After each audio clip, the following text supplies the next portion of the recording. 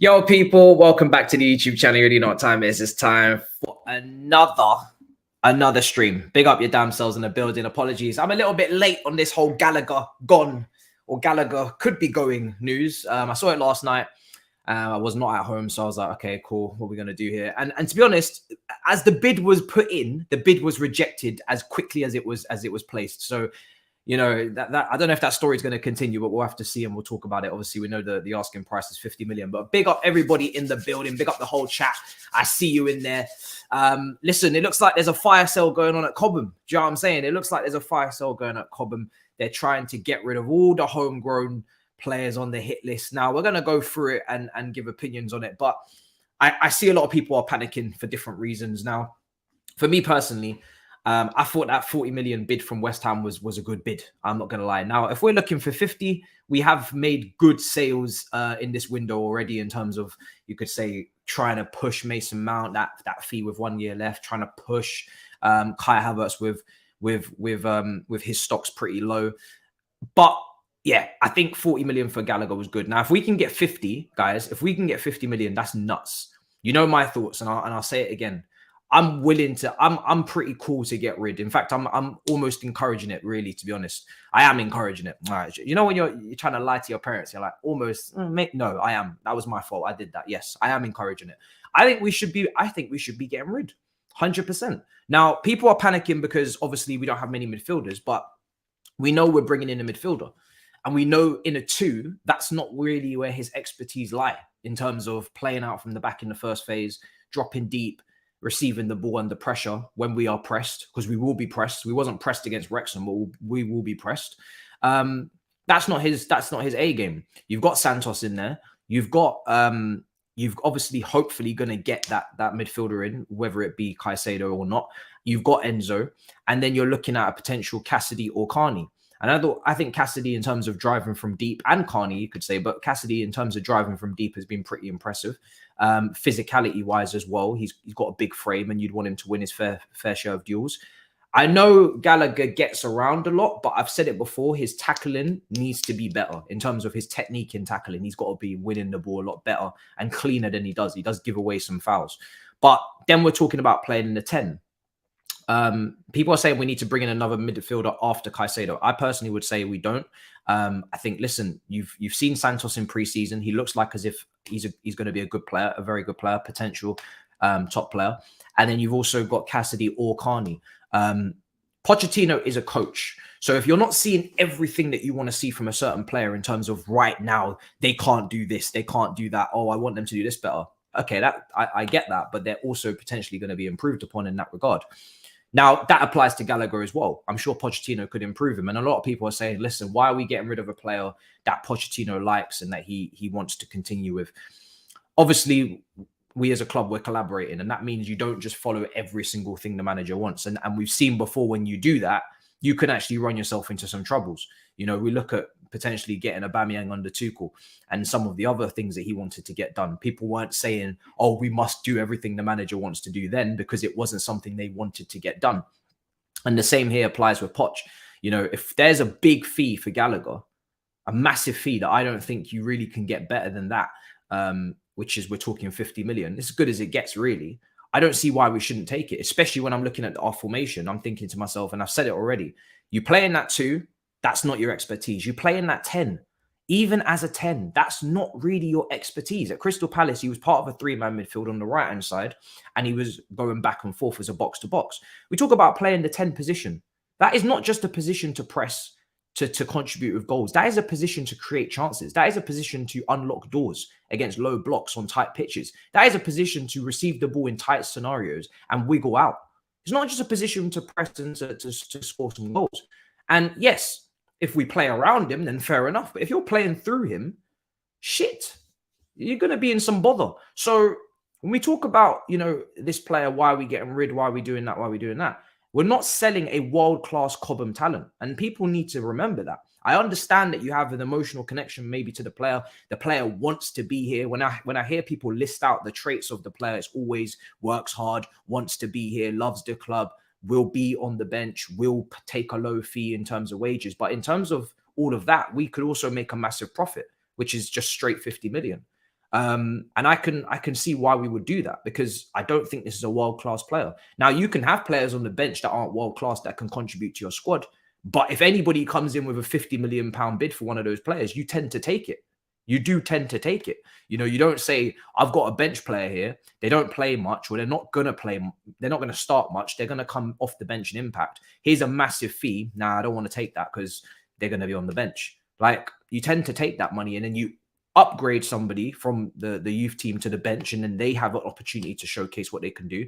Or you get a cheap, experienced player that can go on the bench maybe, or whatever. But you don't tend to reject money for someone who's not going to be in the starting 11, who's giving you big money. I'm not going to do a call in today because I'm focused on just kind of just doing a solid stream. But viewers call in will come when serious big news happens, and that will probably be part of the All You Can Eat Chelsea show. But yeah, for me, I don't really get so much of the fuss. I get it. It's a bit scary. A lot of people from Cobham could be going in Gallagher, but as long as you keep Lewis Hall, I think Lewis Hall has actually got a lot of potential. You feel so much to keep this kid, big time rotational player. I think, listen, Lewis Hall he's not getting spoken about much.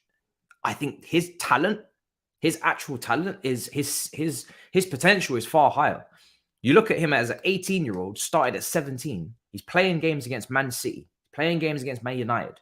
He's playing games, big games, and he's playing well. He's creating chances for us. So for me, I'm looking at him and saying we should be investing more time into him, giving him more rotational minutes. If we're talking about giving rotational minutes to someone, yes, you want someone who can do a job, but you also want them to gain something from it themselves. I don't think there's much more for Gallagher to gain being a rotational player at Chelsea. Obviously, he's happy to do it, but you've got maybe one eye on the England squad in the summer. I don't think there's anything you can gain from the situation. It's very similar to Loftus-Cheek, where the player almost loves the club so much that they're actually willing to put their own career in jeopardy and not achieve the things that they should achieve.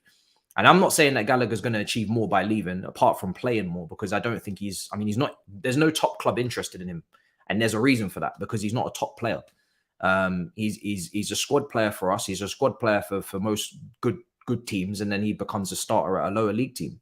But for me personally, that's a lot of money. You don't reject that kind of money. That's 50 million is not, I know it's not, what the biggest transfers go for, but in terms of recouping that, Man United would be laughing to recoup 50 million for any player that they have. 50 million in a sale is a decent chunk. So for me personally, I don't know if we've played our hand wrong here in terms of rejecting 40 and asking for 50, because it seems like West Ham are interested in McTominay. But for me personally, we should be looking to take this money, because it's very good money. And I don't know if you get that money again, especially when his contract is going to be having 1 year left next summer. It's definitely not going to be more than it is now in terms of a sale. Let's see what people are saying. Palace, Wolves, West Ham, Everton, new promoted teams are Gallagher level. These are the teams that are interested in him. You know, I can get when people go hysterical about Mount because he's going to Man United maybe, which is also a club that is on our level in terms of league position in recent years. But you're talking about these are the clubs. You know, these are the clubs. Then ain't nobody telling any lies. These are the clubs.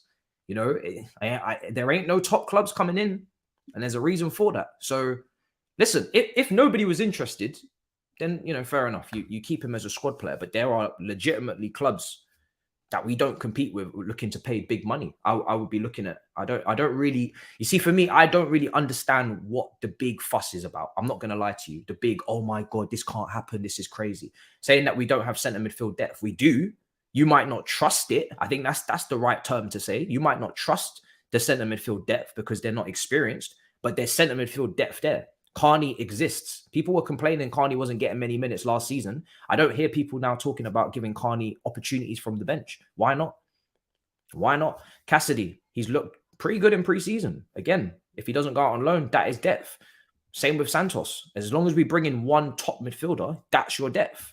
So for me personally, I think it's a lot of people just kind of even an attachment or because the player wants to be here and he loves the club. And listen, I get it. You can love the club and want to be here, but we also have to look and assess your qualities and your abilities and whether or not you are worth keeping or worth cashing in on, whether you love the club or you don't. Obviously, if you love the club and you're a top player, that's just perfect. But if you don't have both of those things, then there's always a question mark around you. If you don't love the club and you're a top player and you start acting out, then we have to maybe look at you as well to go. If you are loving the club, but you're not a top player, and then we have to look at you. So you have to have both. You can't just, it's not just love. We don't play on love. You know what I mean? That's not all we play on anyway. Let's see here. Chelsea should get Onana after Caicedo. Lewis Hall is another option. I didn't even mention him. And I'm guilty of this myself. I continue to keep forgetting about Lewis Hall. And it's actually criminal because the guy has shown that he can contribute to the first team. So that's another option. So you've just got so many depth pieces. They don't have a lot of experience, which is what a lot of people will be worried about. But so far, experience isn't going a long way for us at this club. There's a lot of experienced players we've had that have not performed to the level needed. Hence why we're in the situation we're in. And now the most experienced forward, Sterling, is struggling to drag out performances. Hopefully he can start to end pre-season on a bit of a high because it's been a bit of a slow start from him. I don't know. I think when it comes time to press the actual red button, that's when people hesitate. All season long, he'll be on the sale list. All season long, people will be saying, nah, I'm good. Take the money. And then as soon as it's time to actually take it, it's like, whoa. Hold on a second there. Do we really need to do this? It seems a bit rash. No, it's really not. It's really not. Especially, I mean, we're looking at a 10, right? We're looking at Kudus. We're looking at Cherki. We're looking at Olise as a winger. We're looking at these players. So again, that's the backup to Nkunku. So please tell me, where is he playing? Unless you're loaning out quite a few of the young players in midfield to other clubs. But for me, I don't want him in that too in the deeper position. So I'm not really understanding. Where the slot is. You know, you either backing up Nkunku in the 10 as a second choice, which I don't really advise because when Nkunku comes out and he comes in, that's a whole different, that whole team is just different now in terms of the way we can play the game. You can't play through Gallagher. You cannot play through him. Nobody that even rates him says you play through him. You don't play through him. He's a 1-2 touch at best, but that touch is not always solid. You don't play through him. His main characteristics are off the ball, third man runs, box crashing, and trying to win the ball high up the pitch. No one talks about him on the ball. They just don't. So for me, we are a team that have the ball a lot. And we will have the ball a lot. Whether we like it or not, we will. At Stamford Bridge, at home to most of the league, we will have the ball. So God forbid Nkunku gets injured and he's the 10. When we have the ball at home against a low block that don't actually care about playing out from the back, they'll just clip it over him, that press. No way. I'm not having that. That's crazy. Let's get a poll going. Actually, it's a great question in terms of midfield preference. Let's see what the preference is. Well, not even midfield preference, because we know everybody's looking at Caicedo.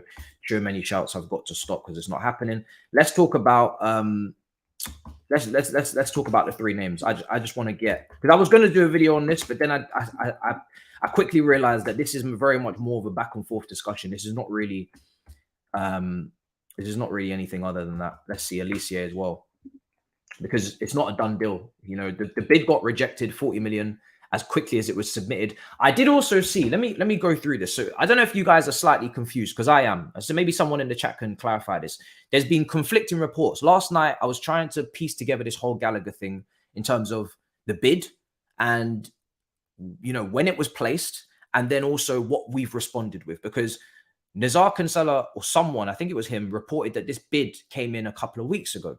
But then also there was a report that, and this is where I think Jacob and Fabrizio kind of had different contrasting, conflicting reports, because the initial bid was, oh, it's 39 million and it's just slightly below 40. Yeah, that's it there from the Times. West Ham bid almost 40 million for Gallagher. And then there was another bid that was West Ham bid 42 plus 5 in add-ons. And that's also from the Times as well, because I've all got it all noted down here. So there's conflicting reports. So the 37 plus add-ons is the one that's potentially below 40. But then there was also a 42 plus 5 add-ons, and we haven't rejected that from what I'm aware of. That's now 47 million total package. That's closer to the 50 million. That was reported by the Times, Gary Jacob. You can see this is all from obviously PYS's roundup. So it's all there. And there's articles on that. So, and Chelsea want close to 50 million. So I'm guessing that 42 plus 5 is not true. I'm guessing that bid is not really true, because all we've heard is that we've rejected the 40. So yeah, it's a bit contrasting, conflicting there. I'm not really sure exactly what the real bid is. But yeah, anyway, let's see what you guys tell me in the poll. Palace fans have been telling me there's no release clause for Olise as he signed a new contract earlier in the year that took it out. Okay. Okay, so interesting. So again, what is he going to cost? What is Kudus going to cost? I've seen little, reports today of 40 million potentially for him. In terms of splitting the three, so yeah, my opinion, just to wrap up on Gallagher, my opinion on Gallagher is, listen, I understand the intangibles and whatnot, but in terms of that fee, I'm taking it and I'm trusting the young players that we've purchased, because our scouting has been very good. And I'm getting a first choice centre midfielder in, and I'm wrapping it up in that department and get a 10. If you're getting a 10, get a 10 at this point. It wasn't a priority, but listen, if you're going to do it, then there's definitely no need then for him, because you've got too many players. In terms of Kudus versus Cherki versus Olise, so it seems like they're all going to kind of cost similar. I mean, this Cherki thing has kind of gone down a little bit in terms of the discussion. It's not really as prominent anymore in terms of us really moving on him, especially I don't know what the fee is. Kudus seems to be about 40 to 45. I'm seeing people say in the chat, I've definitely heard 40 as well. And then Olise could be 40 to 50 as well. I feel like Olise should cost more. So if there's no release clause and you are one of the best chance creators, one of the best key passes in the Premier League, and how old is he? 21, 22? Let's see how old Olise is. 21. So you're one of the most talented 21 young players in the league. You've had a really good season. You play for a team in the league. So again, there's going to be Premier League tax. If that release clause doesn't exist, which is what you've just said, and to be fair, if it doesn't exist, then that makes a lot of sense as to why City have not just put because if that release clause was real and it was actually active, then Man City would surely put the 35 million in, take him out of Palace and take him straight to Manchester for Pep to replace Mahrez. So if that release clause is not there, then you're going to have to negotiate. Now, that by the going rate of this market, the way that we're seeing fees, there's no way Olise is going for less than say Anthony Gordon, right? In my opinion, because I know Olise for me is the better player from what I've seen in comparison to Anthony Gordon, who went to Newcastle. So that's the kind of ballpark you're looking at. The same way Caicedo is using the Rice deal as a benchmark, and we'll talk about him in a minute. Surely Crystal Palace are going to use other clubs as a benchmark for Olise. So Olise should be costing a lot more than anything we've heard about recently. And our bid being above the release clause, I guess makes sense. Then it was what, 39 million. I didn't even see if Palace rejected that, but I'm guessing they haven't accepted it. So yeah, I think Olise is going to cost a lot more than and he's also currently injured as well. Now Kudus as well. People are saying his injury record. I did check it out. It is a little bit of a worry. I haven't gone into each injury and obviously ranked it in terms of worries and whether or not they even link, or whether or not they're just kind of isolated incidences. But anytime you see injuries, actually, as a Chelsea fan, you've got to wake up, because yeah, I mean, look what just happened with Fofana. So when it comes down to him, I think out of the three names, it's fair to say for me, he suits us the most. And I've seen a lot of people been saying that in comments, because I've been seeing other YouTubers' videos on this topic. I agree with you guys on that, because, do we need another touchline right winger? Not really. I'm a fan of what Angelo's been doing. Looks like he's going Strasbourg regardless, but it is what it is. You got Madueke and you have Sterling. You have Sterling to keep the width if you're going to tuck in your right back and invert him, like we've seen Gusto against Brighton in pre-season. You've got Madueke to cut inside. So you've got some different profiles there. You don't really need another right winger. In fact, you definitely don't, because we don't have any European football. And even if we did, we still wouldn't need three right wingers. So then you're saying to yourself, why are we getting a right winger? Sure, I mean, it's very clear why Man City need one. Why are we looking at one? Unless you're planning on moving Olise into the 10, or you're selling somebody, it doesn't really make sense in terms of wants and needs. Kudus playing in the 10, being able to play on the right if we were to come under some sort of injury crisis. Apparently being able to play deeper, as we saw with Ghana in the World Cup in that 2. Maybe he could be an option in the 2 as well. And then also potentially people have spoken about a false 9 situation. I'm not so sure, but listen, I haven't seen him much in that position. He's at least giving you versatility across the board in terms of different positions in the team. More likely he's then therefore going to play. So, and we actually are looking for a depth piece too in Nkunku. But for me, that makes more sense. And obviously Cherki, listen, he's a talent, but off the ball, we know Poch is what he wants, and obviously Cherki can't give that. So you'd have to give him a free role. So if out of the three, Kudus makes the most sense. And it's probably the easiest deal to get done as well, I think, because I think Ajax are a selling club, and yeah, they know how this goes. They are ready to sell. They sold Timber to Arsenal. I think the Ajax manager wants him to stay, but I think the player would definitely move. And then obviously Olise, I think, will cost more, just purely down to Premier League tax. And Cherki, I'm really not sure what's going on with him, because we haven't really heard much recently, and Leon might be selling someone else instead and just keeping him. So I think for me, if you're going to get someone, that's probably the guy you get. He also gives you goals. I think he's going to give you more goals at the moment. In terms of what I've seen from a ball striking standpoint to shoot, it seems like as if he's probably the most advanced out of the three of them. And obviously it would be nice to add some goals into the position. So yeah, I think he's giving you a multitude of things. It makes sense. It makes sense. It doesn't seem like Olise's release clause is active. People have said he signed a new deal. And to be honest, if it was active, then what is really the hold up? Because you're not going to get him cheaper than the release clause. So if he does have a release clause and Man City are genuinely interested, then, I mean, to be honest, 35 million for Olise, if you're negotiating down from that, then you've got some serious problems in your brain, because there's no need to negotiate down for 35 million on Olise. Like, don't take the piss now. Do you know what I mean? Like, that is a legitimate bargain as they come. So if his release clause is active, there really is no need for this back and forth. You should just be taking that and getting him and going about your business. I've just Googled it now. 35 million release clause has been removed from his contract, according to The Athletic. This is back in November. It's reported that the buyout, which he has been written into his deal in the summer of 2021 when he joined Reading for 8 million, has been taken out. So yeah, I don't think that release clause is there. It seems like it definitely isn't, and that's why it would now become a negotiation situation. I'm just seeing if he did sign a new contract, signed a 5-year deal with Crystal Palace. When was that signed? Again, yeah, it seems like as if he signed that deal in November. So yeah, November 2022, that's when he was signing that new deal. That release clause there is not active, and that's why we bid 39 million for him a couple of days ago. I didn't actually see Palace reject that, but Maybe they just aired it because maybe they were just like, don't be so silly and just aired it completely. That's also a possibility. So yeah, that's Olise. No release clause on him. Okay, cool. Let's see. What else is being said in the chat before we move on? Olise scored 13 goals in 130 games for Palace and Reading. He's not a goal scorer. He's not a goal scorer. If you're looking at Olise, don't think goal scoring winger. I look at Olise as your traditional creative winger. And I think in the game, that has been lost. It's like, oh, every winger, if you're not a goal scorer, you must be shit. That's not what the winger position used to be about.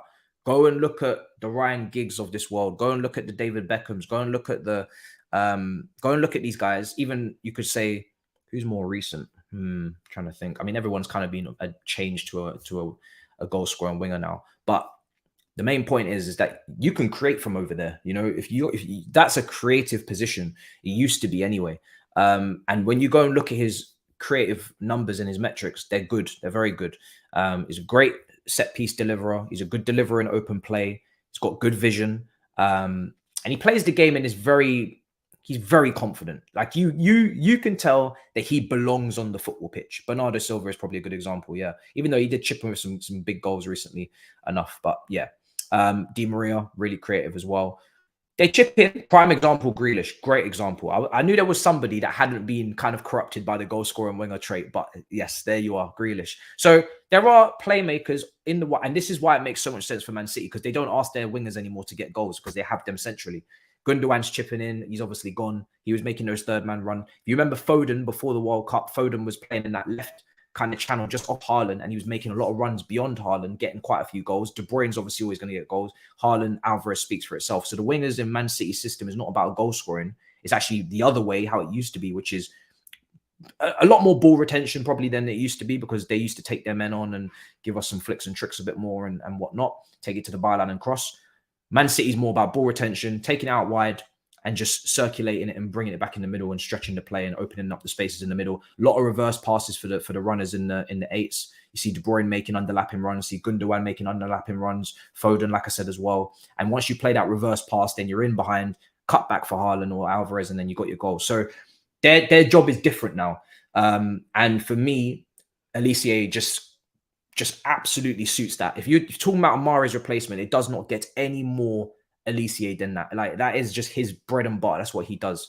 So he's a creative winger. So don't be looking at him and saying, where's the goals at? Because that's his bag. His bag is playmaking. Someone's just said 21 assists in 82 games. Bear that in mind, who he's played for. 21 assists for Crystal Palace. And can I just say, in terms of a category of strikers, Crystal Palace probably got one of the worst group of strikers in this league.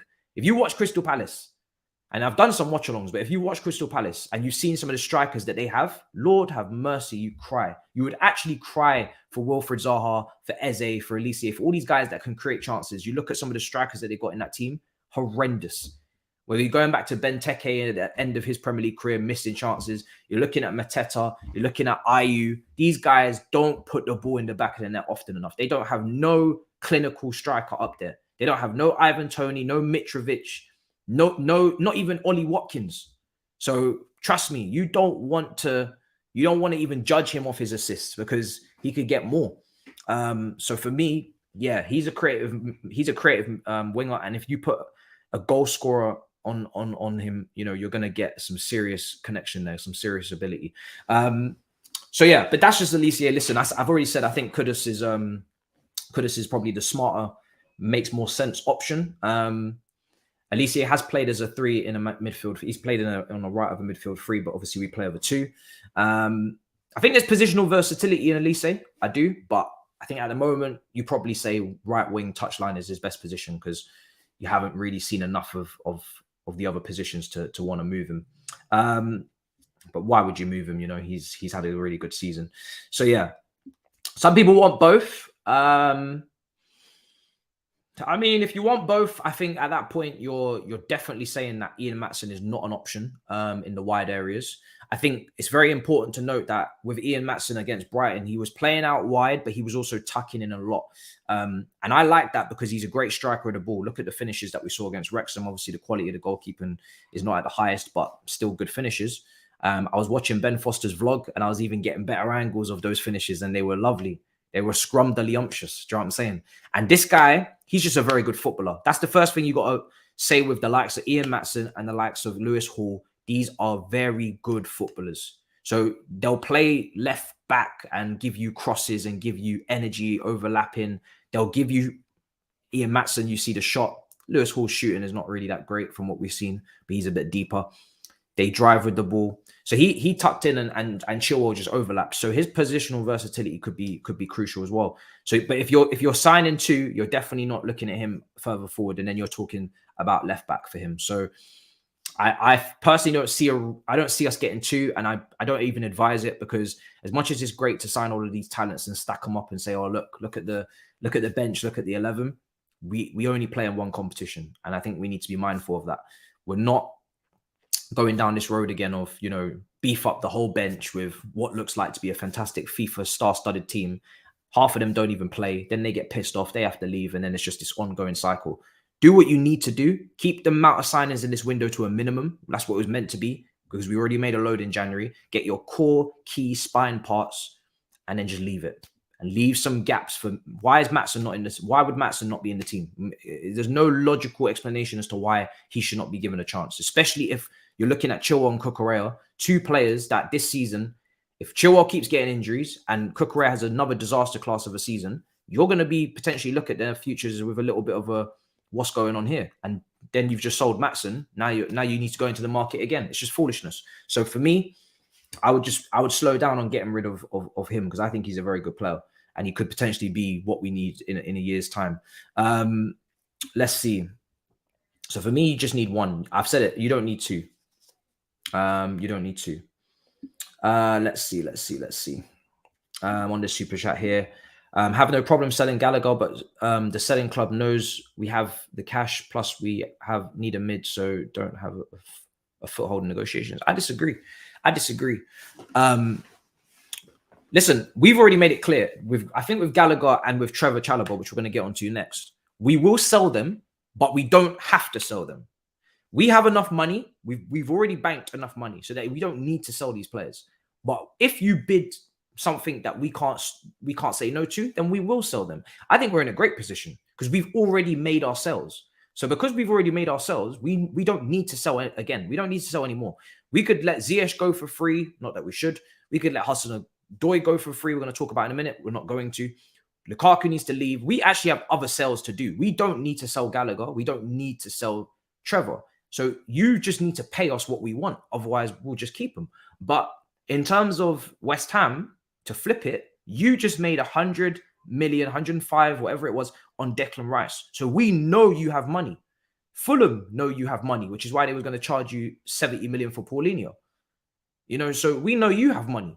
And we know that you're not that good to negotiate with. Let's be honest. We know that you, as a club, to negotiate with is long, because look what you've done with this whole Declan Rice saga for the last God knows how many years. So you're going to pay, and you're a London rival as well. You're going to pay. You are going to pay. So I'm not even hating on the strategy. I'm just saying I would have took 40 because I think 40 is a great bid. But again, if they get 50, then we're absolutely laughing, and then they look even better. 10 million, you've just made an extra 10 million out of nowhere. That's fantastic. Me, I'm not a negotiator, especially if it's a player that I'm willing to sell. I'm not gonna lie, I'll give out discounts because that's I'm not thinking of the finances. I'm thinking about just trying to get people out the door. But again, they're smart to do what they're doing because they have a lot of money, West Ham, and they should pay. They should pay a lot of money for players. Why should they get good deals? So yeah, in terms of Chalobah, I couldn't even be more clear on that one. I mean, for me, you might even meet them in the middle with the 45 million. Exactly. You never know. That's why that bid of 42 plus 5 can't be true, because that's literally what 3 million away from 50. Then we're really close to agreeing, you know. So it seems like that's not real, and it's just a straight 40 that was rejected, and we move. Now let's talk about Chalobah, guys, and let's see what you guys are saying in the poll. So 53% have gone with Kudus in the poll, 20% on Cherky, and 27% on Olise. I was on Bleacher Report app at 4, doing a half-an-hour stream, and my predicted Chelsea lineup couldn't include any new players. I didn't have these guys, obviously, because, like I said, I can't include new players. But hopefully what you guys want is correct. And I said it on my video yesterday when I was lying on the grass, or the day before. I'll take any of them. I'll take any of them because I rate all of them. I just don't think Olise makes that much sense. Sorry. I don't think Olise makes that much sense.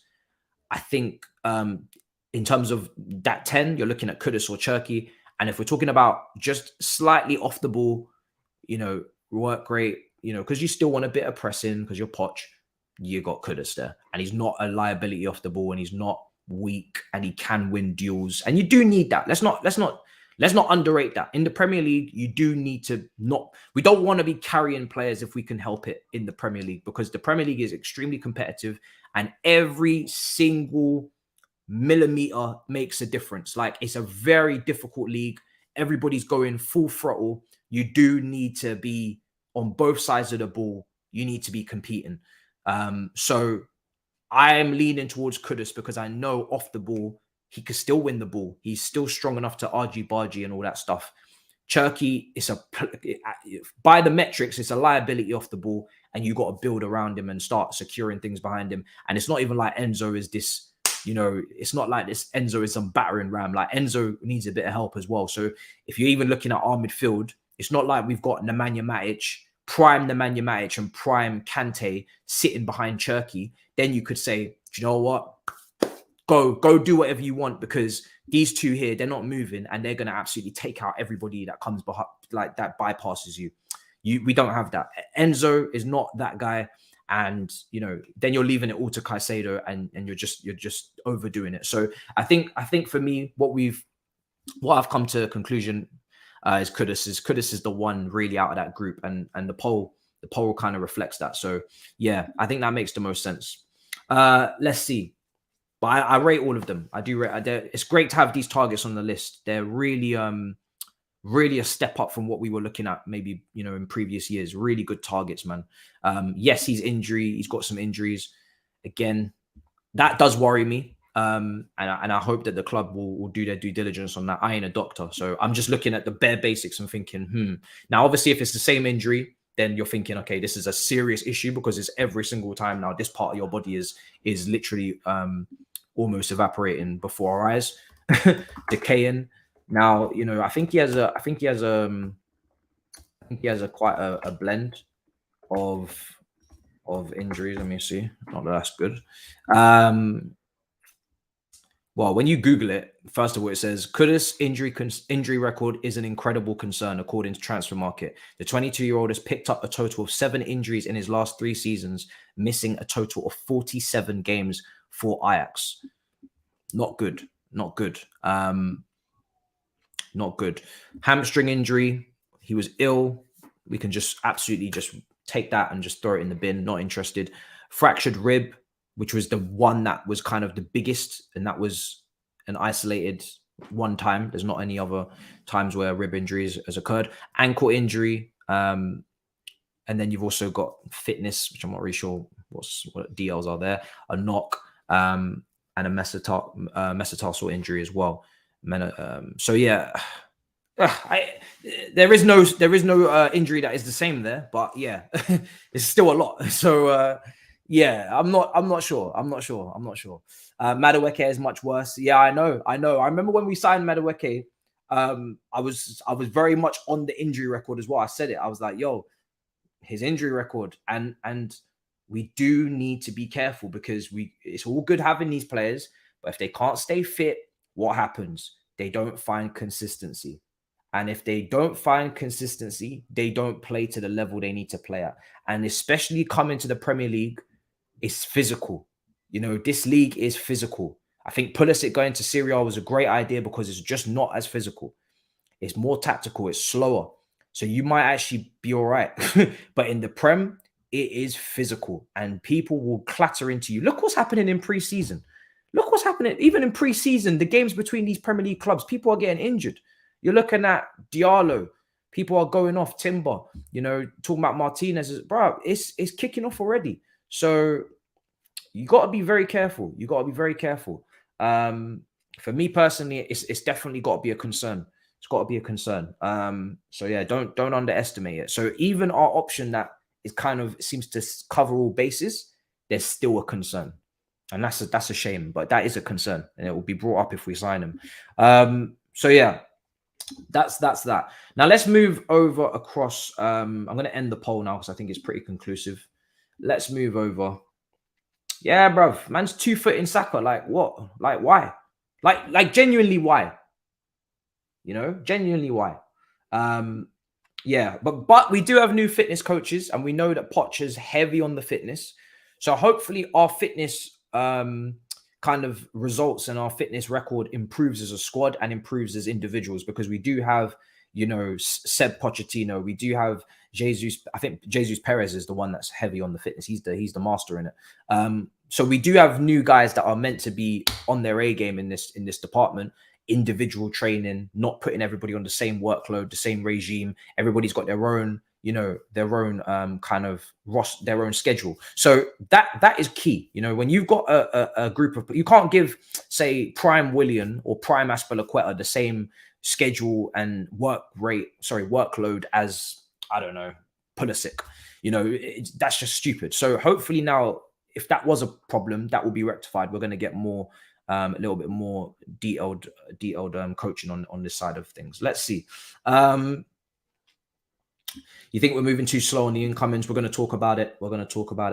On All You Can Eat Chelsea, like I said, it was a great show. Me and Miz was kind of talking about Caicedo, and obviously Miz has been clipped. Like everybody's loving his segment on just dragging Brighton by the heels. But I was coming from a different point. I said, you know what? I'm not even here to get angry at Brighton for the price. And I've said it before.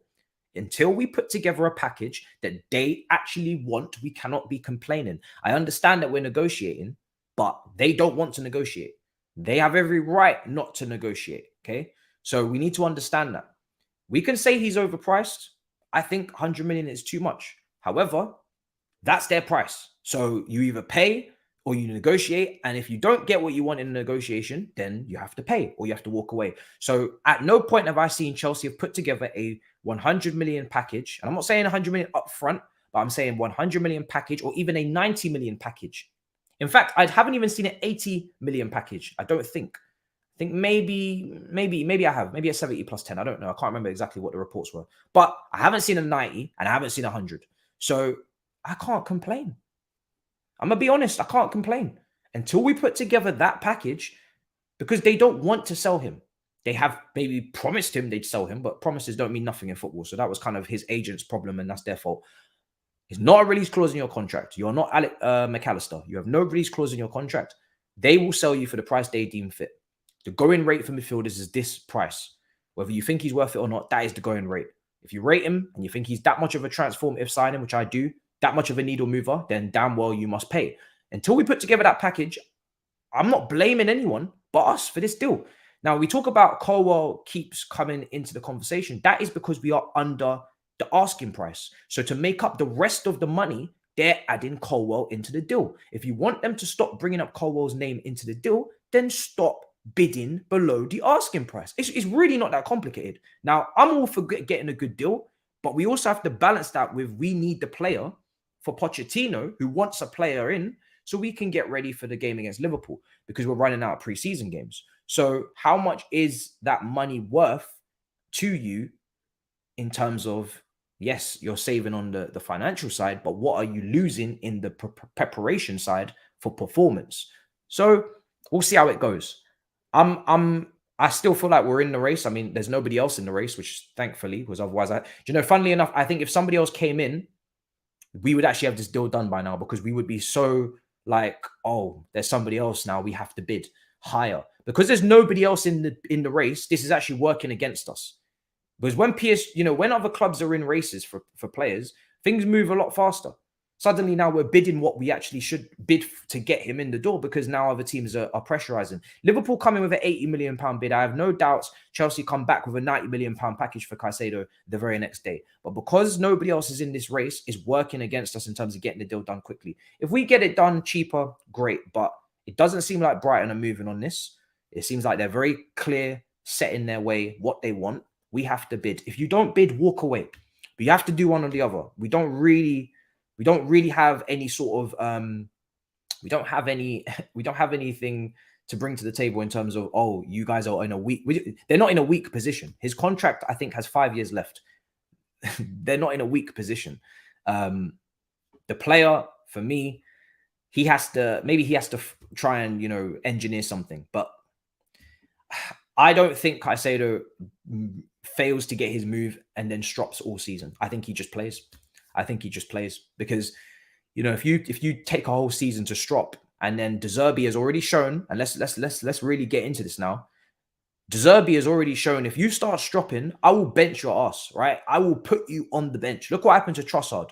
So Trossard got his move. Cool. You did that near the window after the World Cup. Arsenal came in. Luckily for you, because they were going to get Mudryk, and then they would not have got you. So you got lucky there. Caicedo does the same thing. He'll bench you. And then now you're off the radar for the whole season and 6 months. I'm sure other clubs will still be interested in, but you're putting your own future in a bit of jeopardy. So I don't know. I think everybody is we're not in a strong position to really negotiate, because the contract's long, and I think Caicedo's agent has got this horribly wrong. If I'm blaming anyone, it's Caicedo's agent. I think his agent has done an absolute howler on the new contract to not put a release clause in there. So it's mad, absolutely mad. But it's easily done. You get a good signing on fee in there, wages gone up. They're like, oh, good deal. Wrap that up. Didn't think about anything else. Didn't think about release clause. This week's Battle North was a killer. I chose to watch that more than Netflix. It was so entertaining. Big up. Yeah, listen, we speak about football all season long. There's not really anything concrete in terms of deals getting done. You know, we may as well show more personality and speak about other things as well. Just have some fun, man. There's nobody in this chat that only speaks about football all day long, every day in their life. I'm sure you have other interests. May as well speak about toothpaste.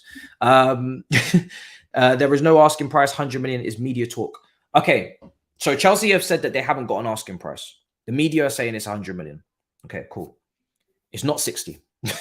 It's not 70. That is not the asking price. So you know the asking price is not 60 or 70. So you need to bid more. You need to bid more. You need to get closer to the going rate. You have to. 100 million might be media talk, but it's definitely not Brighton talk that is 70. It's not Brighton talk that is 60.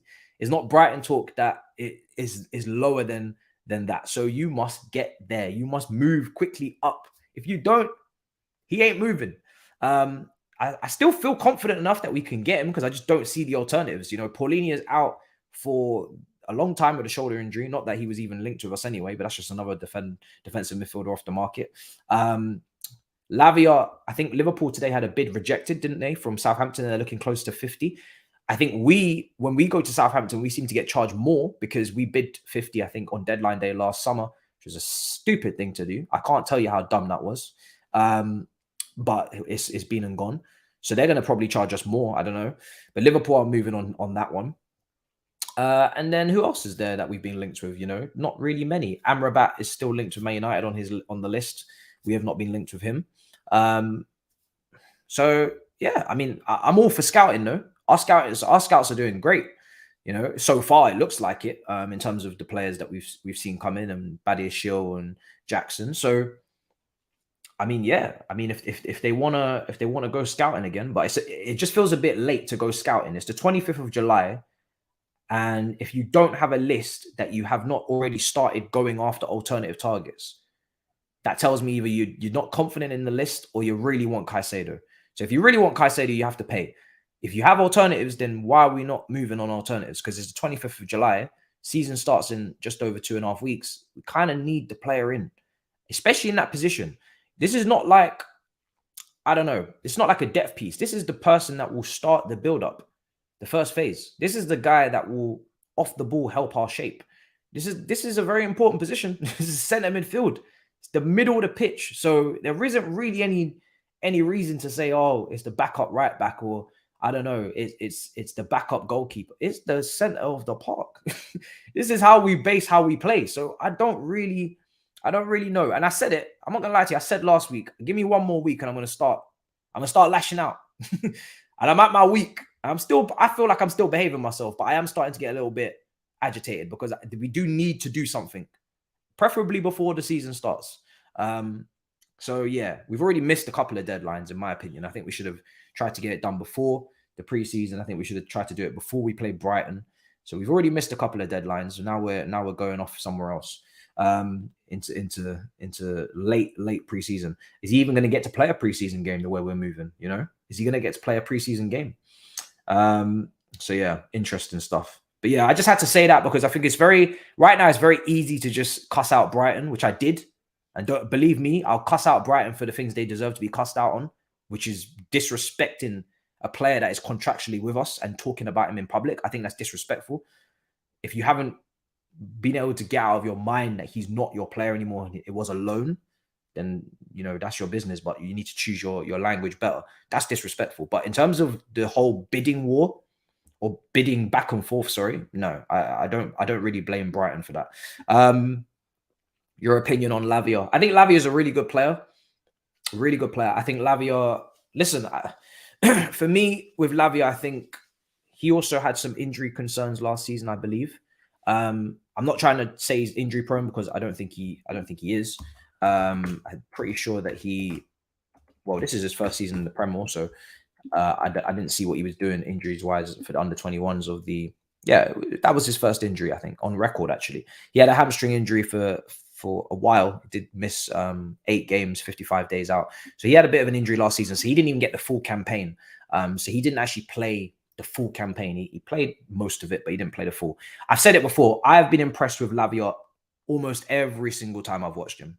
I'm not trying to say there's not things to improve, but against Manchester City in the Cup, unbelievable. Against Arsenal at the Emirates, unbelievable. Against Chelsea at Stamford Bridge, unbelievable. Very similar to like Lewis Hall, where, not saying that you can be completely confident that when they come in, it's just done. Like, I'm sure there's lessons to be learned, there's mistakes to be had. But this guy, when he gets under the lights against the big teams and it's time to drop a masterclass, he performs. I've only seen performances from him. So I don't really get why there would be any slander on his name. I've always said that this is a very good talent, a top talent, I think. And I've always said that, you know, you are a product of your environment. He's come through the Man City Academy, so he's going to play a certain way. If you look at that Southampton team, they were bad. You know, they finished bottom. If he was in a Brighton team, what would be the narrative on Lavia? What would be the outlook on Lavia? Because he's definitely got the technical qualities to play in that Brighton team. So if he was in that Brighton team being coached by De Zerbi in a system like that, what would you be thinking? You'd be thinking, wow, this is one hell of a player. So I'm a big fan of what he did last year. I just think defensively, which is what we need, somebody to counterbalance Enzo. Caicedo is stronger defensively, much stronger defensively. So I'm looking at him and thinking that's a better counterbalance to Enzo, which is why I prefer Caicedo. And Lavia is not cheap. It's not like Lavia is cheap. Lavia is going to cost us probably 60 million. Because they're saying Liverpool 50, which means we get an extra 10 million because we're Chelsea. Liverpool get better deals. I don't know why. So it's going to be 60 minimum, probably something like that. So yeah, it's not even that cheap. But yeah, for me, listen, I'd prefer Caicedo. I think the balance is slightly better, but I do like Lavia for sure. But you then have Lavia and Santos competing in that position. So, but yeah, but it's a weird one because Lavia was playing in a 2 as well, next to Ward-Prowse. So he was kind of, I think he was the more defensive minded out of his 2 last season. But whether or not he is the guy to be completely the defensive midfielder, I'm still like, I'm not sure. Let's see. Yeah, 60 million. 60 million, it's a lot of money. It's why we've had to do what we've had to do. You know, we've had to move on the Cassidys and the Santoses before they have a big breakout season, and then suddenly now they cost that money, because it looks like these guys could be worth that kind of money. And this is why I'm not scared of letting go of Gallagher. We are looking at players, and we're talking about players that a year ago, how much did he cost Southampton from Man City? I think it was like 10 million. How much did Caicedo cost Brighton, you know, what, 2 years ago before he went out on loan? What, 5 million? What was it, 10? I don't know. Like, it's nothing. And that's the kind of price range that we've spent on these talents, because they're unearthed. They're not Showtime. So it only takes one season for everybody to be worth 50 million.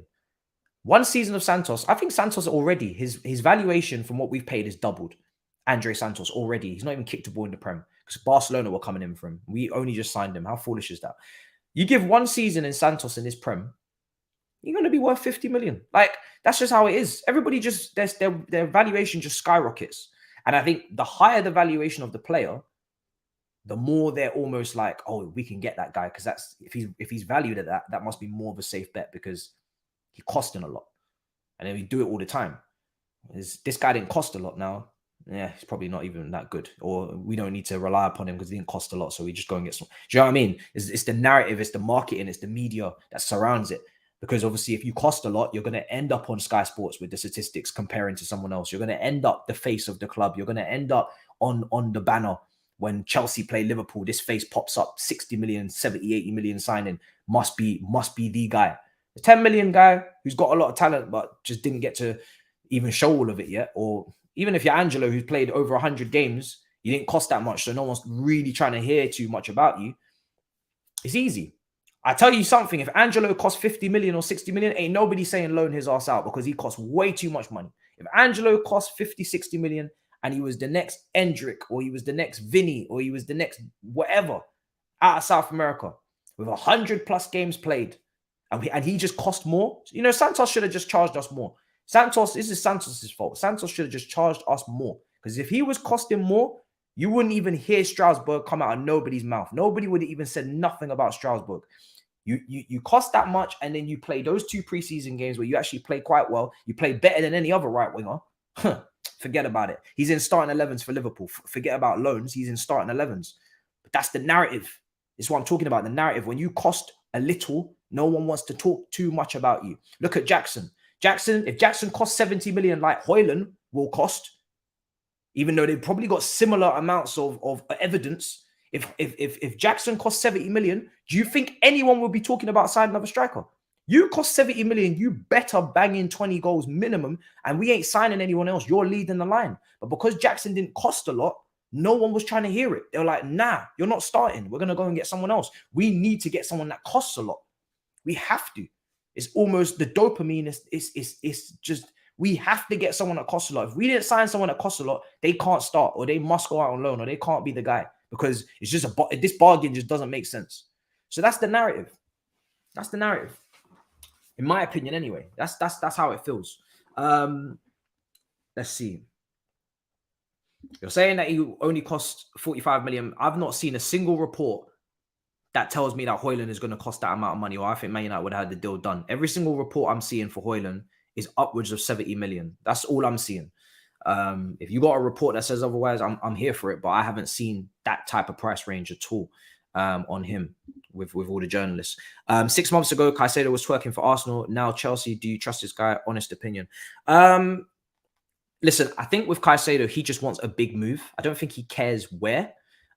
One day it's Arsenal, then it's Chelsea. If Man City come in, he'll do the same thing. If Liverpool do, he'll do the same thing. I think once he's at a big club with big wages, right? Because he's also trying to secure financial future for his family. That's what he said in his letter. Once he has that, I don't expect him to be this guy that just constantly is looking around. I don't think so. He's come from humble beginnings. He's just getting a bit excited. There's a big club in. He's like, oh, this might be my only chance. I got to take it. No disrespect to Brighton, but you aren't one of the top clubs that are going to expect to be there for the long haul. So he's just seeing potentially a once in a lifetime opportunity, even though someone really should put their arm around him and be like, bro, you're good. Don't worry. Like, you will continue to get these offers. However, I will preface with the fact that football is a very fluctuating sport. So you might ask for someone to have a bit of patience, and sometimes they do need to have that because sometimes they are making the move too early. You are only one ACL injury away from your whole career changing. You look at Hudson Odoi, Bayern Munich move, right? Wow, glitz and glamour, 70 million. Injured, never to be seen again. Now my man is linked with Fulham. You are only one big bad tackle away from never being able to make that move. So we can't always be getting onto footballers and saying, oh, why don't you just have some more patience? Why don't you just take your time? They're actually playing the game. They're actually taking the challenges. They're feeling the force. We're not. We're watching it and thinking, bruv, just give it a minute, man. You'll get that move. Bro, one tackle from fucking Timber or Martinez or whoever's clamping legs in friendlies. Who was it that got clamped in a friendly that was never to be seen again in the same way? Not Loftus-Cheek, because that was the pitch. Who was it, guys? Help me. There was someone that got clamped. Oh, I'm forgetting the name, man. You guys got to help me out. And I swear, either he's our player or we were linked with him. I can't remember which one. Oh. Was he not clipped by some Villarreal don? No, it wasn't Broya. It was I think it was a Villarreal player that clamped into someone in a friendly. Fofana. Fofana. Oh my God. Don't let me get started on Fofana. You guys are top tier shit. You know what you're talking about because you remembered that one. It was Fofana, right? It was Fofana. And here's, again, brilliant season in the Premier League at Leicester. Brilliant season, right? Unbelievable. It was Sevilla, sorry, not Villarreal. Brilliant season. Looking like he's going to be one of the best centre-backs out there. He's got everything. Reading of the game, physically dominant, quick, good on the ball. He's French. And when you're French, you get an extra curriculum because any French centre-back coming up now, I'm giving them extra gas because that's just what the country's producing. So you got everything. And in a friendly, this ain't even Prem. This is not even Europe. This is a friendly. Was it Villarreal? Oh, sorry. Someone said Sevilla, and I just said, you know what? I ain't even backing myself. So Sevilla it is. It was Villarreal. I'm like, yo, in a friendly, you've damaged my man's whole career in a friendly. He was out for the season, come towards the back end. Now, most other big clubs, let's be honest, weren't looking at him because they were like, you've just come off a massive ACL. You've only done a couple of weeks in the Prem. We're going to wait until see if you recover. And Chelsea come in and say, nah, we'll fly you out to America, some senior doctors, you'll be fine. In he comes for 80 million. Now he's injured again. And he was injured last season as well. We're looking very stupid. I'm not going to lie. The evidence was there. This guy has picked up a big injury. It's very stupid to buy someone after a big injury. No matter what the injury is, someone gets a massive injury that keeps them out for a year. You don't buy them that year. You kind of have to wait to see if they're okay. Anyway, it's too late now. His whole career is in jeopardy now. He's out for the whole season. And he's not looking like he might not be the same player for one game. So this is what I'm saying with players is that they know this. They have friends that have had this happen to them. So, you know, Loftus-Cheek, he was looking like he could be starting Chelsea quality. He had everything. The only thing he didn't have was maybe that final pass, but he was working on it. There's little glimpses in games where he showed that he could play that pass. You look at the Man City game in the Carabao Cup playing for Hazard, then the offside. Don't know if it was offside. Second offside, by the way, in the Carabao Cup final that we've been robbed. Lukaku against Liverpool and Hazard against City. I remember. So don't go anywhere. But that was passing into space a little bit easier. He needed to show that he could play low block, one of them Enzo passes. But maybe it was never going to happen. Maybe it was. But he had the ball carrying. He was strong, protected the ball, you know, could get a goal. So he had everything. And the next thing you know, bang, injured, pitch, change your whole life. So life change. So, you know, you have to remember that with these players, if they get an opportunity that they see is really the one for them, they can't just say an extra season because this game is, football's fickle. One big injury, and now suddenly the club that you were trying to leave, now they're trying to sell you. Now they're saying, actually, you just got an injury, wearing our kit, wearing our crest, and maybe that club isn't got the loyalty. Maybe that club doesn't have the I don't know what you call it, morals, but doesn't give a damn and will just sell you. It's like, you know what, you're injured now. You fell off a cliff. I'm gonna have to sell you now. And now you're downgrading from the club that you were even trying to leave to go up. So, you know, it's a business. Football's a business. It's not, oh, loyalty to the club because they love me so much. No. You're performing well. You're rated highly. You're valued highly. That's why we love you so much. Not because we love you. You know what I'm saying? It's not like that. It's not because, no. So, yeah, for me, if you got an opportunity, you got to think about yourself a lot as well in football, and you got to take it. You got to take it because ain't nobody looking after you in these streets. So yeah, that's on Caicedo. But the main thing to take from Caicedo is the agent. And you know, I ain't doing videos on Caicedo at the moment because nothing is happening. And yeah, I just don't see the point. But that's on Caicedo. Okay, let's see what else is being said, guys. I have no problem. Did I read this one out? Yeah, we did. We spoke about the whole negotiations and who's on that.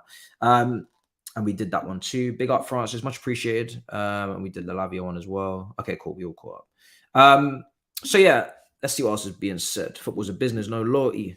Pound sterling. Same for Hazard at Madrid. Yeah, whole career just gone off a cliff, bro. It's crazy.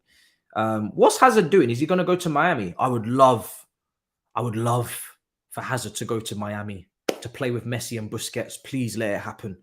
This is the dream move for me for Hazard at the end of his career. I can't lie. I didn't want him to come back to Chelsea.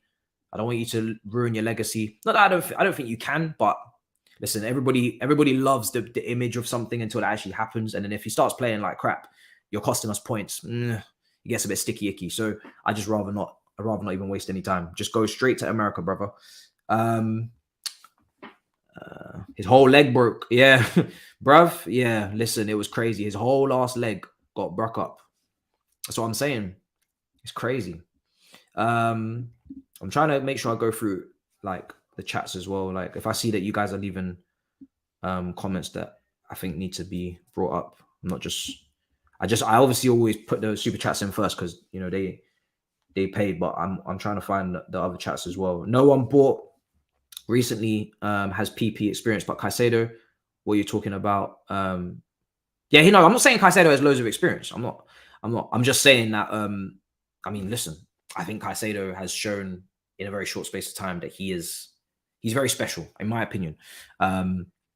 I'm not one of these PP experienced people. I mean, we go get someone from League On. I don't give a damn. Do you know what I'm saying? I'm not really on this Premier League proven nonsense. I can't lie to you. I don't really care. What I've seen, and then also I'm looking at if it can translate, because you can do a great thing in Germany, and if it doesn't translate to what we're doing in our system or how the Premier League is played and the physicality of the Premier League, then we have a problem. But if you can translate what you've done in another team into our team because we played a similar way, or your physicalities and all the factors, then it's not a problem. It's not a problem. That's just about scouting. And we've learned that now from the team of Werners and the Lukaku's, so we got to learn along the way as fans. But for sure, I don't give a damn if you got Premier League experience too much. Let's see. Let's see. I'm just trying to go through the chat. So yes, we're meant to be talking about Chalobah and Hudson-Odoi. I haven't spoken about them yet. So we're going to talk about those two. And then I think that's probably it, because I'm not really seeing anything else, people. Unless there is, let me know. We've spoken about Gallagher. We've spoken about Caicedo.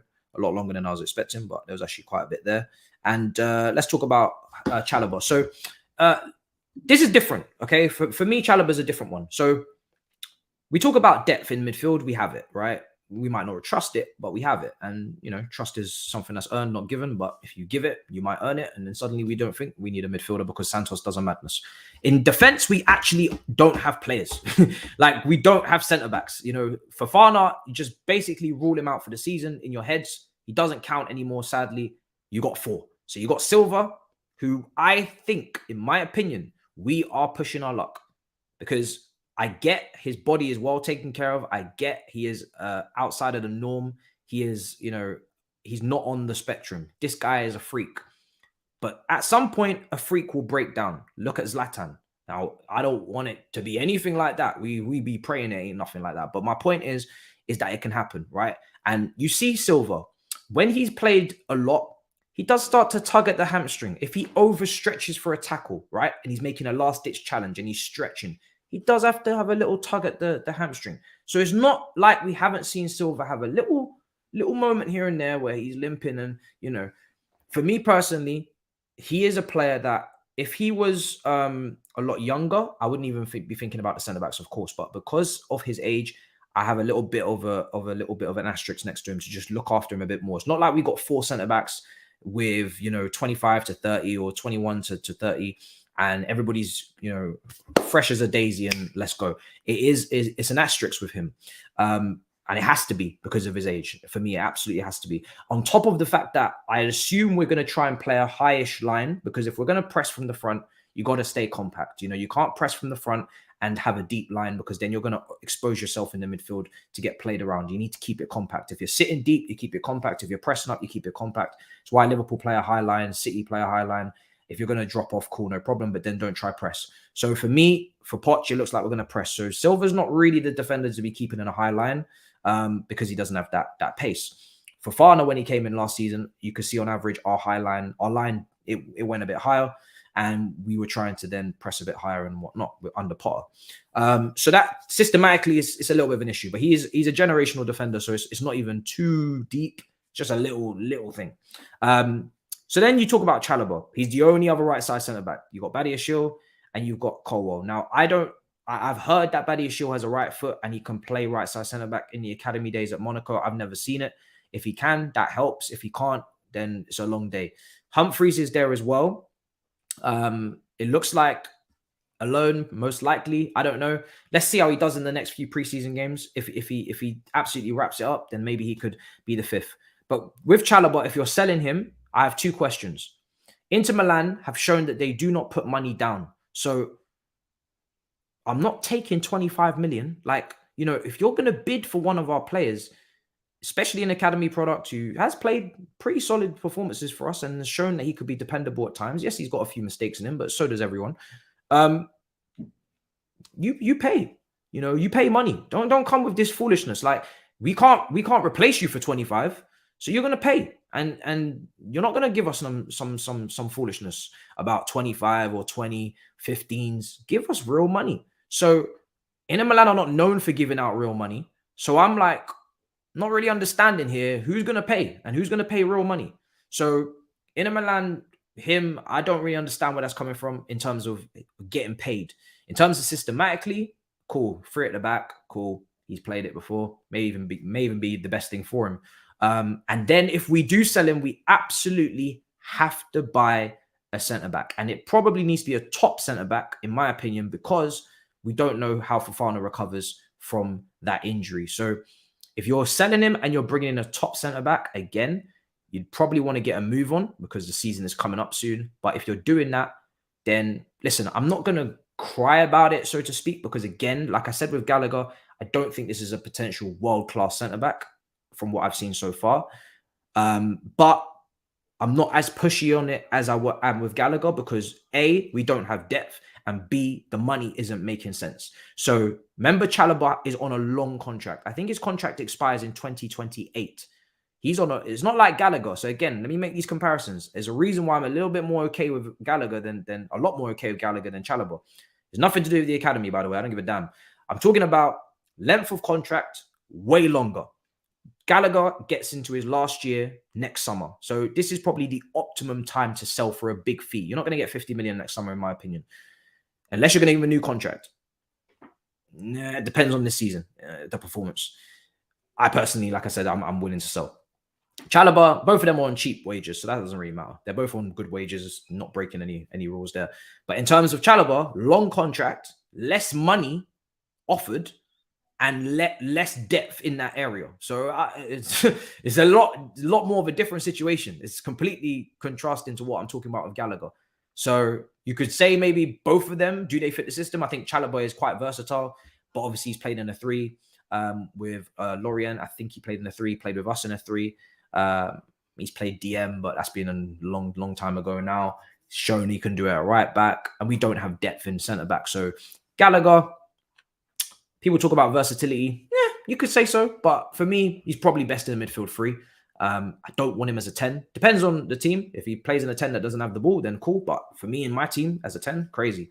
I've grown up on Juan Mata, so I'm trying to live life to the fullest. You know what I'm saying? I could be also gone one day, here the next. So I need to live life to the fullest. I'm trying to see the best 10 I can see. I'm not trying to see Gallagher in the 10. I've grown up on Juan Mata, so I'm trying to flourish in life.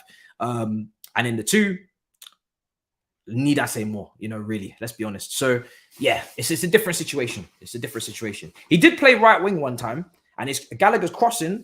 Gallagher's crossing might be underrated. No one really talks about his crossing. He can whip a ball in. I remember when he was playing right wing, I think it was against Tottenham, and he whipped in some nice mean crosses. But there's a lot of reasons, again, why I wouldn't be putting him out right wing. So, yeah, the crossing and whatnot is good, but the dribbling and whatnot. That's why I think the right midfield in a 3 is great, because the right midfield in a 3 allows you to go box to box. You can get those crosses in and overlap your winger if you need to. You can get your tackles and your work rates in. You can get all of that in there, and you're not the absolute, you're not the absolute epicenter of the team where we have to play through you. It's perfect. You're an 8, my brother.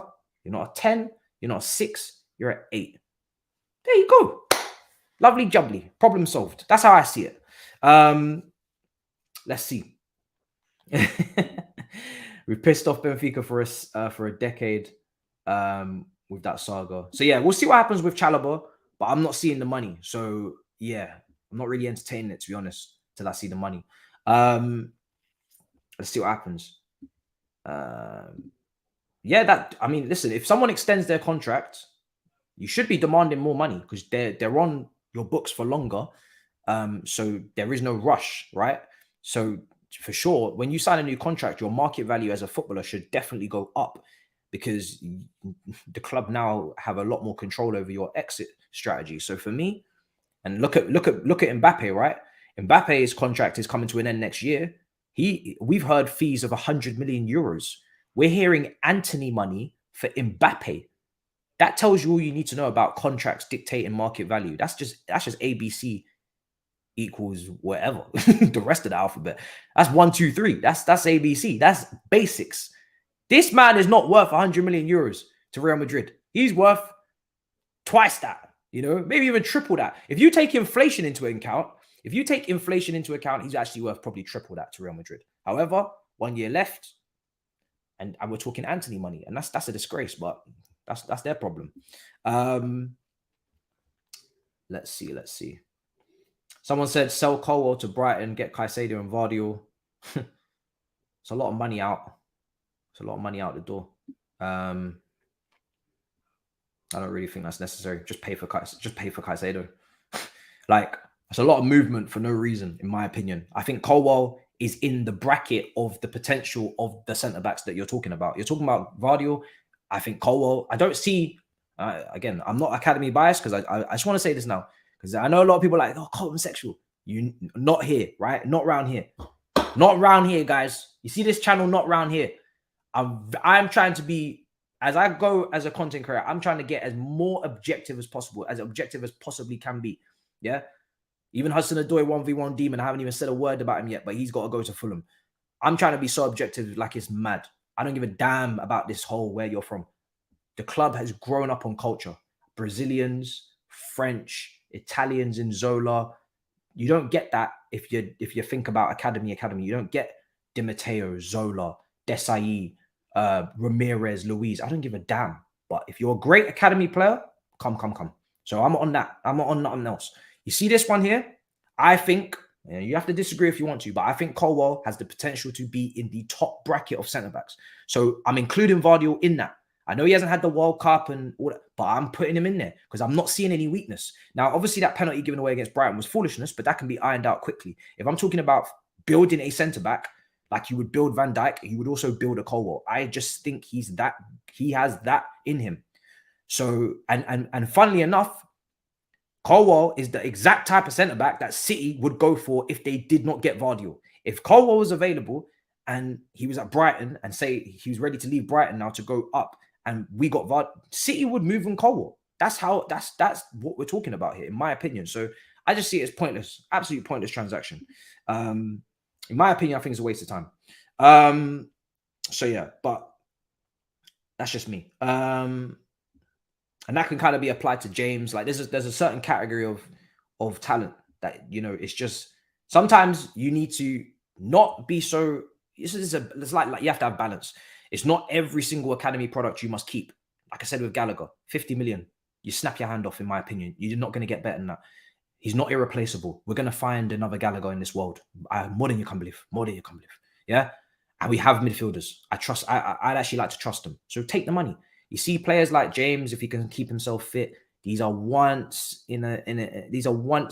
time player. You might not get these players again. There's a couple of them in each there's a couple of them in the world in their position, but you're not going to get many of them. You might not end up with one. You might get a drop off. So for me, sometimes you need to know with your academy when you got something special, and you need to be a Cobham sexual. Yeah, you need to be a Cobham sexual, because if you're not, when you got something special and you're willing to just let it go because you got a fetish for dopamine effects, for signing anyone and everyone, now you got a problem. I don't know what we're going to call it, sexual, but we're going to call it something. You are signing sexual, right?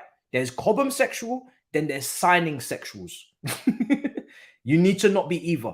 You got to be able to just be in the middle and just think logically, because you can't just be out here buying everyone and then suddenly now you're letting go dumb, stupidly good talents because you just can't see. You have to be able to do both. That's literally that's the key. You know, if you can't do both, then there's literally what's the point? Do you know what I mean? What's the point in even having that academy? Because all you're going to end up doing with that academy, yeah, you can sell, but you're just going to end up making potential Premier League title winners for other people.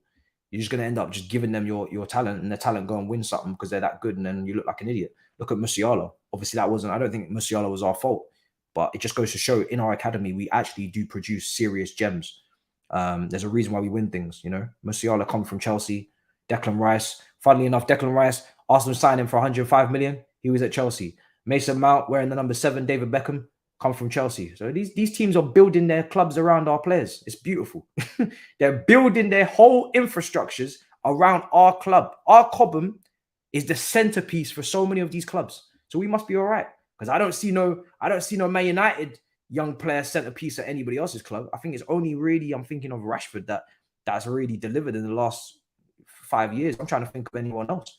You know, these guys are building their whole clubs around our boys. It's crazy. Even in Nketiah.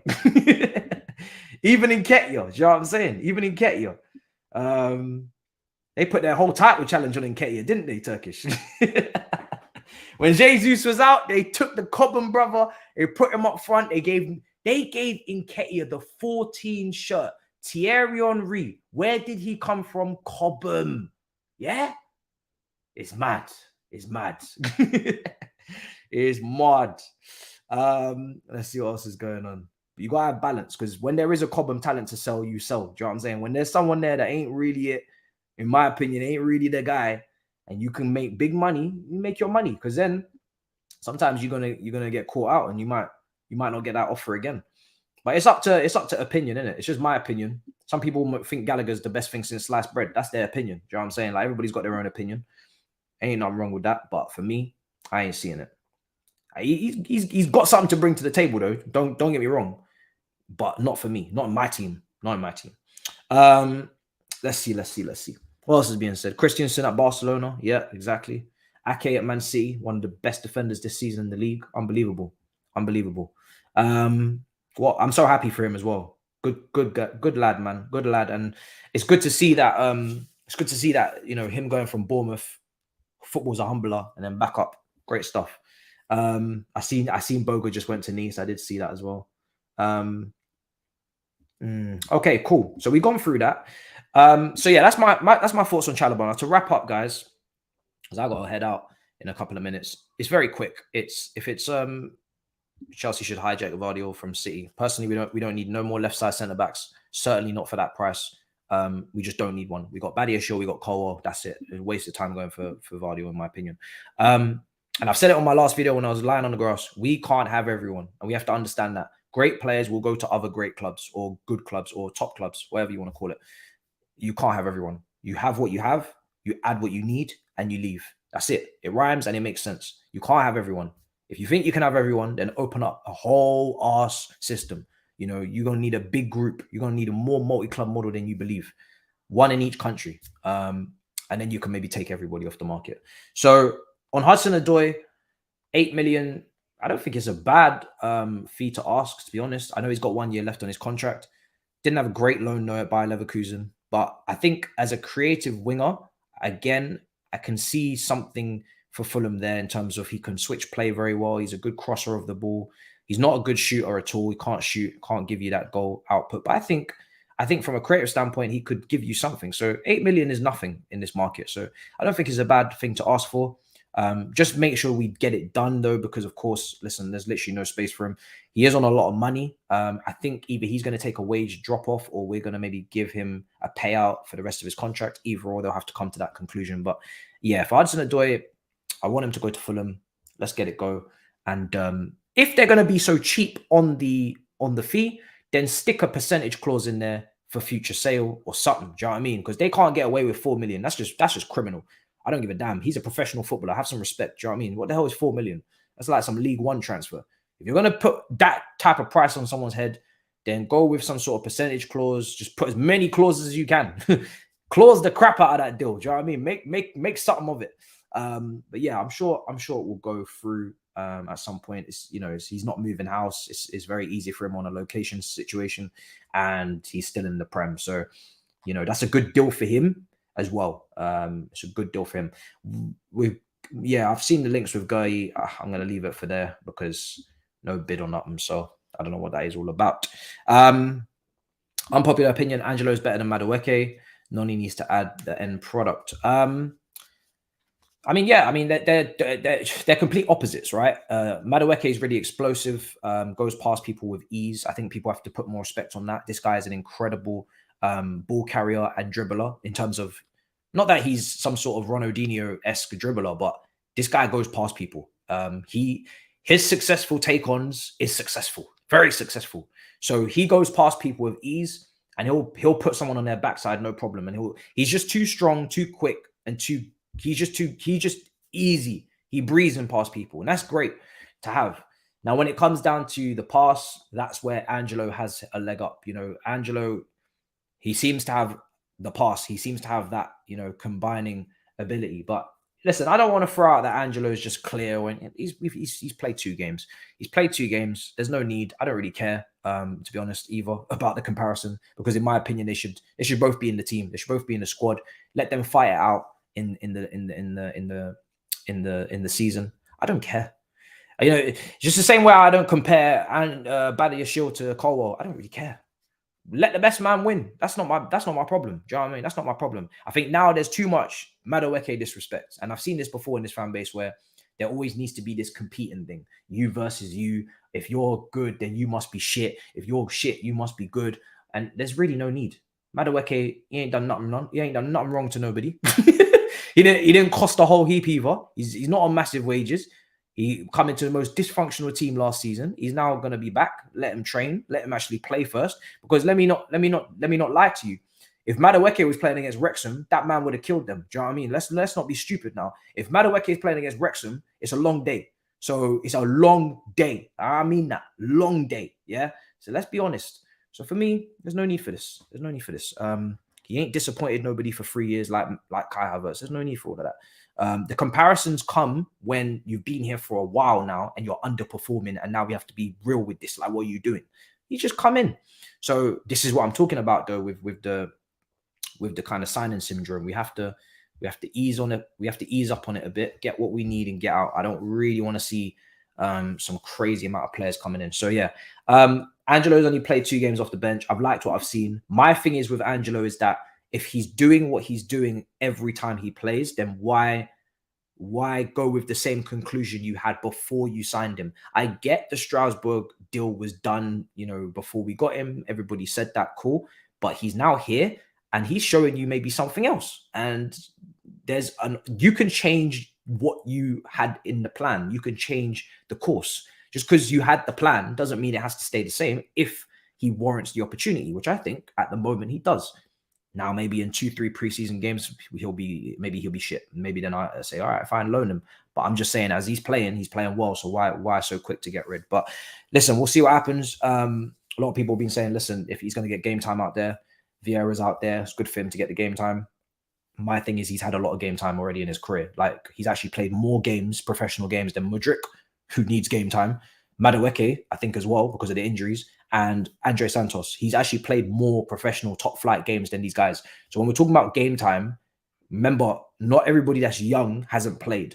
Not everybody that's old has played. You know, it depends on your circumstance. If you've played or if you haven't, that's it. It's not about age. So just because you're young doesn't mean you haven't played. And just because you're 23 doesn't mean you have. It's down to injuries. It's down to availability. It's down to quality. This guy plays. He played for Santos. And that's what I'm talking about. If it's down to the price tag, if he cost more, you wouldn't hear this shit. So, but we'll see what happens. Whatever happens is what it is. I ain't really even going to cry about it because we all know Sterling ain't going nowhere. So someone's got to leave. So it is what it is. If he leaves and Maatsen stays, cool. If Maatsen goes and he stays, just as long as they're both contractually at the club in some capacity, I'm all good. Because, yeah, I think next summer there could be some people on the chopping board if they're not careful. So, yeah, until then, listen, smash up the likes, subscribe if you haven't already. I will see you guys next time. Big up your damn selves. Let me see if there's any more in the chat before we close up. That's why I'm leaning towards Kudus, because he isn't a wide player. I agree. It's not completely blocking off his path in the future as well, because you sign too many players and you don't know what to do with them, and then you're going to have to start selling. And just because you sold them doesn't mean you're going to be happy. I know we're selling players in this window and people are like tallying it up and they're saying, oh, great, we've made loads of money. But if we have to sell someone that I rate and has had a great loan, but we have to sell him because there's no space, I'm not going to really be happy. And if we make a profit, I'm not really going to be like, oh, yay, we made a profit. It's not my money. Like, yeah, they made a profit, cool, but you just got rid of Neymar regen potentially because we had no space, because you weren't planning ahead. So yeah, ease up on the whole buy and just make a profit thing, because at the end of the day, I'm trying to see players at my club that I like as well. And if they're playing well, I want to see them. I don't want to see them sold because we're Dortmund. And no. Relax on that. All right. In a bit, make sure you smash up the like, subscribe. I'll see you guys tomorrow. Peace. Come on. Perfect.